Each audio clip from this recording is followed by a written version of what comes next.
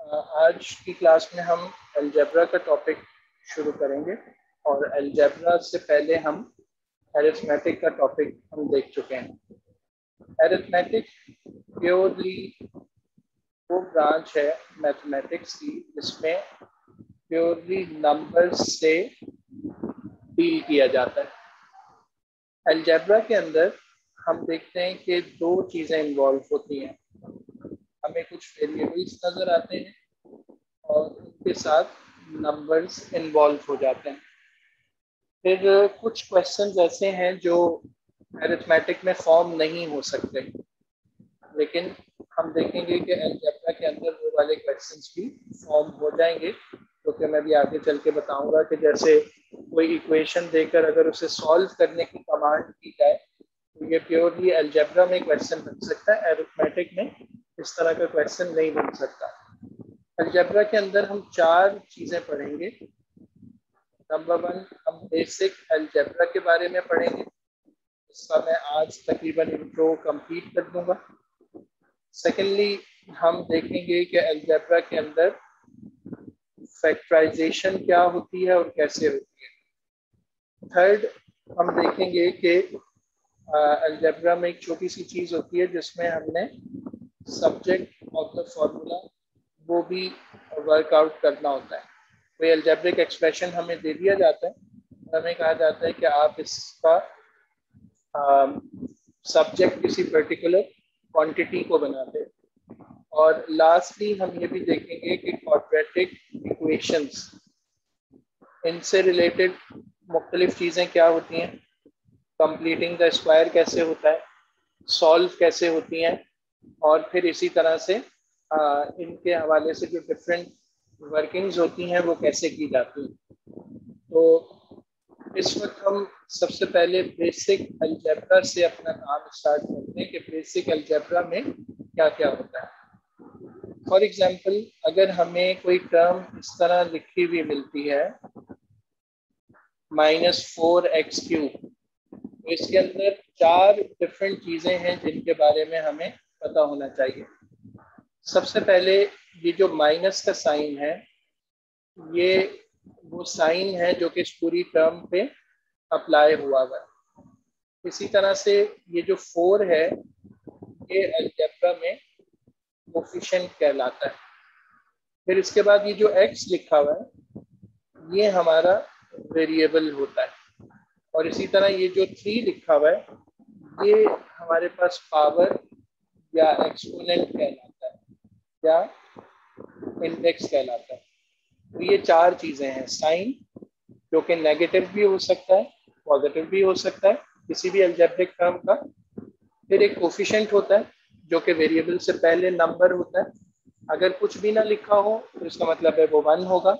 फिर आपका कोई वेरिएबल होता है जो कि नॉर्मली अल्फ़ाबेट्स जो हमारे हैं उनके लास्ट लेटर्स में से होते हैं, XYZ वगैरह।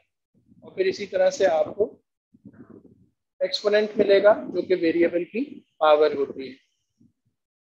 एक और चीज आपको मिलेगी बाज़ औक़ात, जैसे लिखा हो x² + a, तो ये जो a है ये भी एक नंबर ही है, कांस्टेंट ही है।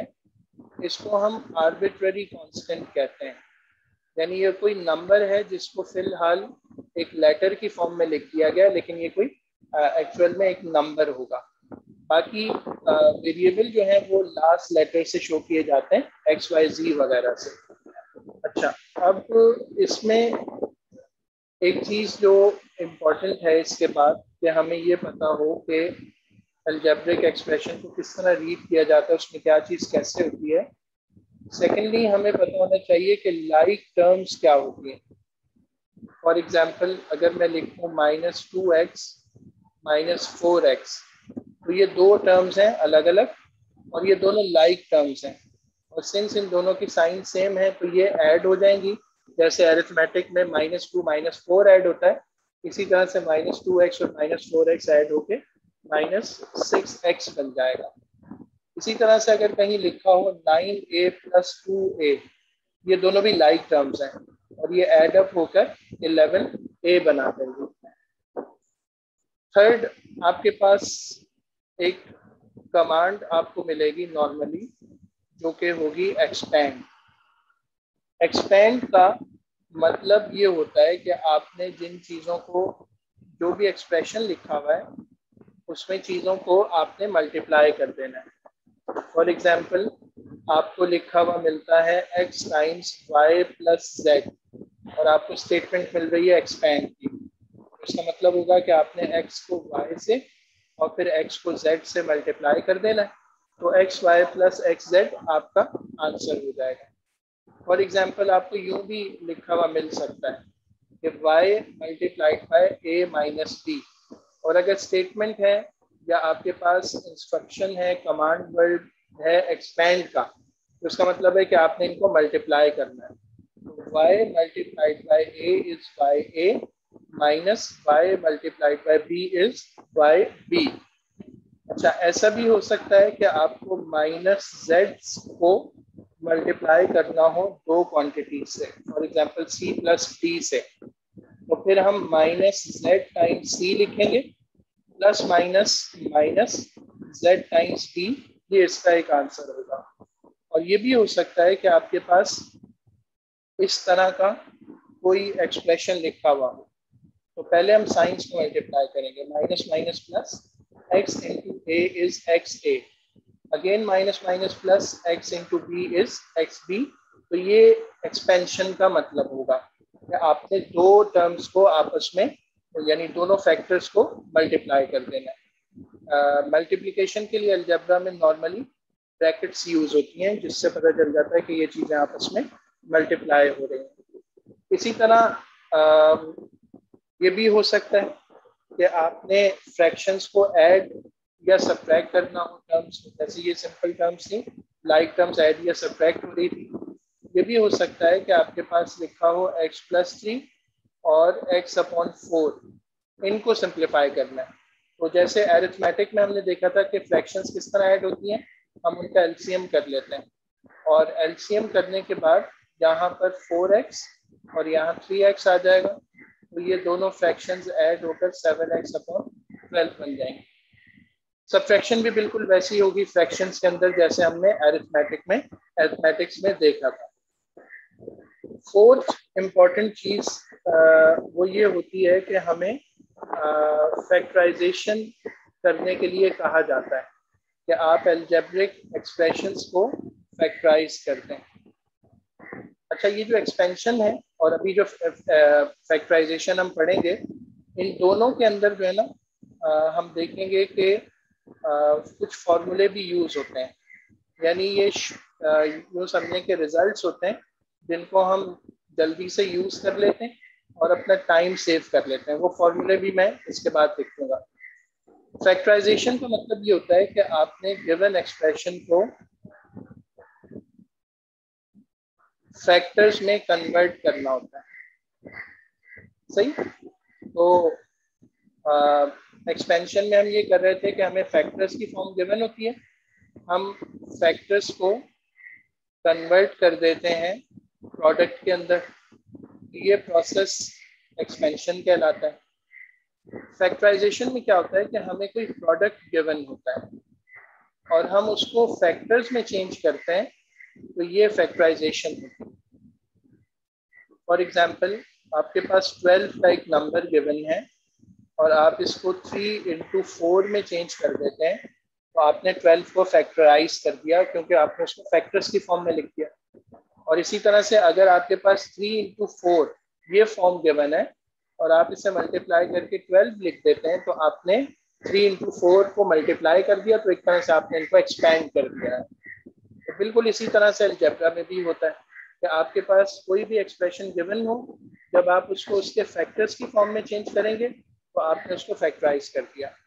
फॉर एग्जाम्पल आपके पास लिखा हुआ है 4x स्क्वायर प्लस 8x और आपसे कहा जाता है कि आप इसे फैक्टराइज करें, तो हम देख सकते हैं कि यहाँ पे 4 कॉमन आ रहा है और x कॉमन आ रहा है, तो इसको अगर हम कॉमन ले लें तो x प्लस 2 बचेगा, ये हमने इसको फैक्टराइज कर दिया। तो फैक्टराइजेशन में सबसे पहला काम हमें ये करना होता है कि अगर कोई कॉमन फैक्टर हो तो हम उसे कॉमन ले लेते हैं, यानी हम सबसे पहले कॉमन फैक्टर देखते हैं। उसके बाद हम ये देखते हैं कि अगर कॉमन फैक्टर नहीं आए तो कोई फॉर्मूला उस पर अप्लाई हो रहा है, तो वो अप्लाई करके हम उसे फैक्टर्स में चेंज कर लेते हैं। 3 फॉर्मूले हैं जो कि हमें अच्छी तरह से याद होने चाहिए। एक फॉर्मूला क्या है कि A square plus 2ab plus B square, इसके फैक्टर्स बनते हैं a plus B whole square. a plus B whole square का मतलब है कि a plus B is being multiplied by a plus B, ये 2 फैक्टर्स बनेंगे, सेम फैक्टर्स बनेंगे। इसी तरह एक फॉर्मूला है a square minus 2ab plus B square, इसकी फॉर्म बनती है a minus B whole square, जिसका मतलब है कि a minus B is multiplied by a minus B. Third expansion होती है A square minus B square, ये हमें उस वक्त मिलती है जब हम a प्लस बी और a माइनस बी इस तरह के 2 फैक्टर्स को मल्टीप्लाई कर देते हैं तो a square minus B square मिल जाता है। और a square minus B square को जब हम फैक्टराइज करते हैं तो a plus B into a minus B मिल जाता है। ये देखें, ये 3 फॉर्म्स हैं फैक्टर्स की, जिसमें 2 सिमिलर फैक्टर्स हों, दोनों पॉजिटिव सेकंड टर्म के साथ हों या दोनों नेगेटिव सेकंड टर्म के साथ। और एक फॉर्म ये वाली होती है फैक्टराइजेशन की, जिसमें सेकंड टर्म की साइन एक दफा पॉजिटिव और एक दफा नेगेटिव आती है। तो ये एक्सप्रेशंस होते हैं जो कि उनमें चेंज हो रहे होते हैं। ये वाला expression a plus B into A plus B में चेंज होगा, ये expression a minus B into A minus B में चेंज होगा, और ये expression a plus B into A minus B में चेंज होगा। तो फैक्टराइजेशन करते हुए सबसे पहले हमें कॉमन लेना होता है, फॉर्मूला यूज करना होता है, और अगर ये दोनों काम ना हो रहे हों या एक काम हो जाए उसके बाद मजीद फैक्टराइज करना है, तो फिर हम इसमें ये करते हैं कि मिडिल टर्म को ब्रेक कर लेते हैं, मिडिल टर्म ब्रेकिंग। तो ये 3 तरीके हैं जिससे हम फैक्टराइजेशन करते हैं। नंबर 5 हमें ये करना होता है कि हम क्वाड्रेटिक इक्वेशंस को सॉल्व करें।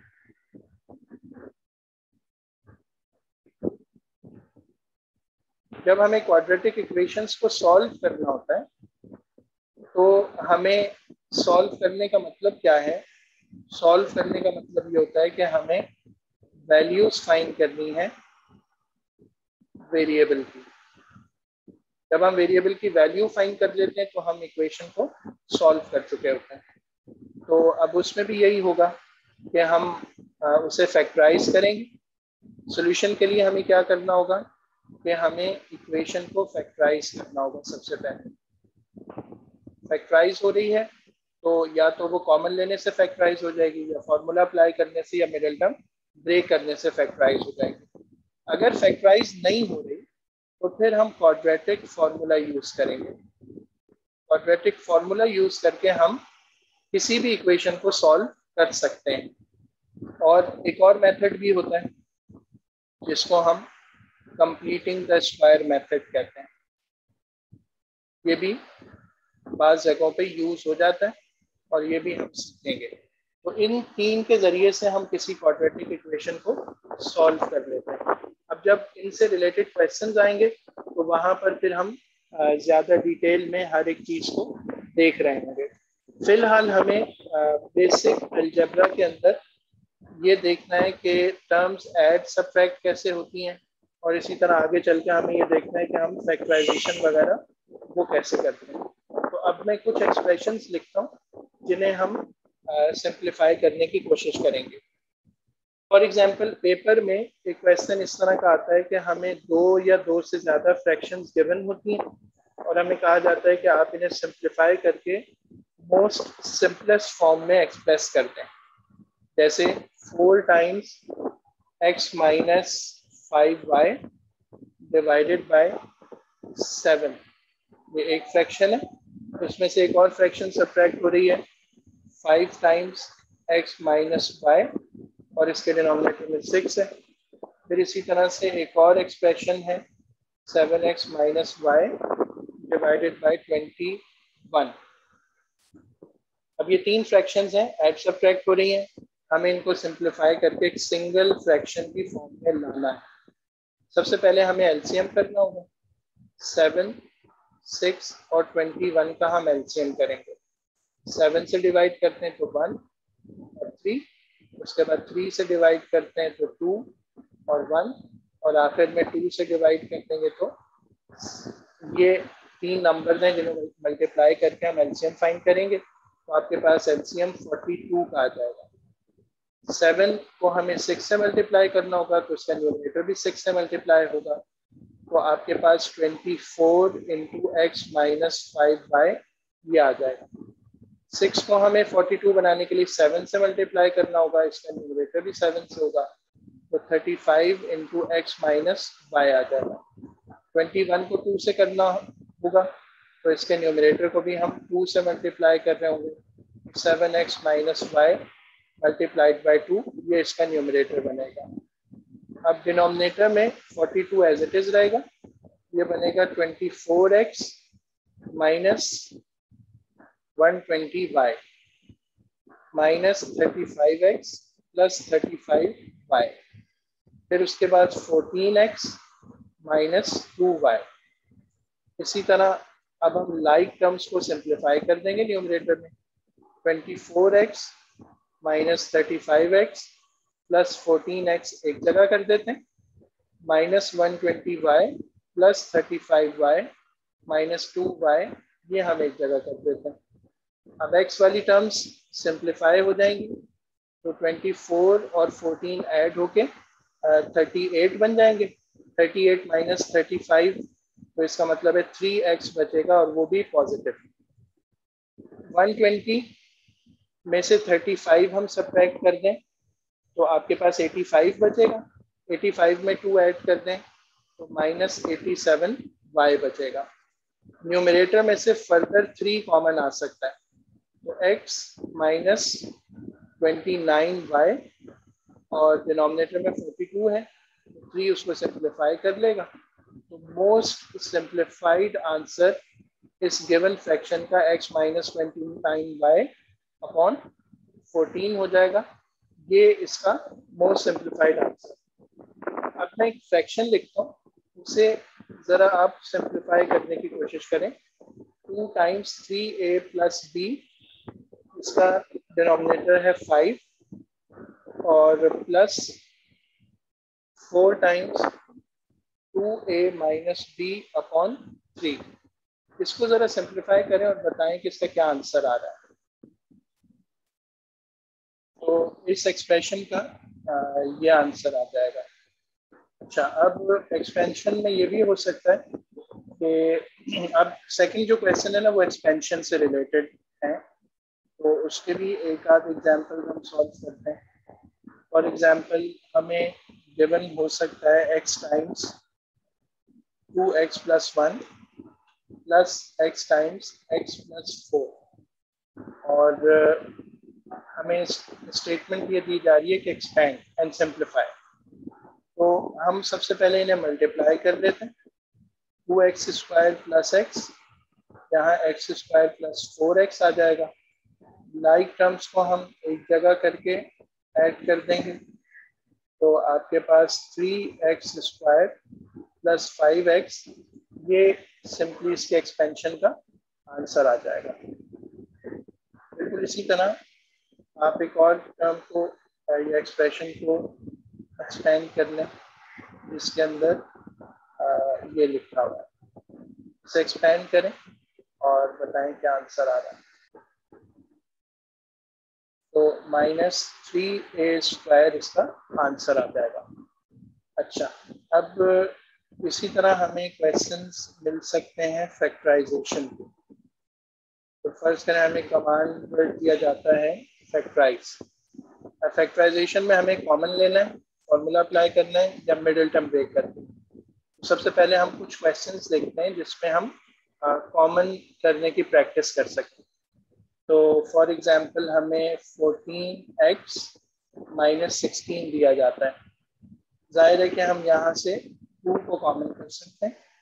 तो 7x माइनस 8 ये इसकी फैक्टराइजेशन हो जाएगी। इसी तरह अगर हमें 3 टर्म्स दी जाती हैं 8m plus 12n plus 16r और हमें इसको फैक्टराइज करना है, तो वेरिएबल्स में से या आर्बिट्ररी कांस्टेंट्स में से तो कुछ भी कॉमन नहीं है, नंबर्स में से जो हम मैक्सिमम नंबर कॉमन ले सकते हैं वो यहाँ पर 4 का है। तो आपके पास 2m plus 3n plus 4r बच रहा होगा। ये कॉमन लेने से इसकी फैक्टराइजेशन हो जाएगी। फर्दर अगर कहीं हमें एक्सप्रेशन दिया जाता है, for example 4x² minus 6xy का, तो अब हम नंबर्स में से देखें तो मैक्सिमम जो नंबर कॉमन है वो 2 का है, और उसके साथ अगर हम वेरिएबल्स को देखें तो वेरिएबल्स में से x कॉमन है, दोनों में है। तो फर्स्ट टर्म में बचेगा 2x माइनस 3y, ये सेकंड में बचेगा। इस तरह से फैक्टराइज हो जाएगा। इसी तरह से अगर मैं 3 टर्म्स की एक एक्सप्रेशन लिखूं, 8pq plus 6pr minus 4ps, तो नंबर्स में से अगर हम देखें तीनों में तो 2 कॉमन आ जाएगा, और तीनों के अंदर एक और कॉमन फैक्टर p का भी है। तो फर्स्ट टर्म में बचेगा 4q प्लस सेकेंड टर्म में बचेगा 3r और लास्ट में बचेगा 2s। ये इसकी फैक्टराइजेशन हो गई। इसी तरह अगर हम एक एक्सप्रेशन देखें फैक्टराइजेशन के लिए, जिसमें लिखा हुआ हो 3pqr माइनस 9pqs,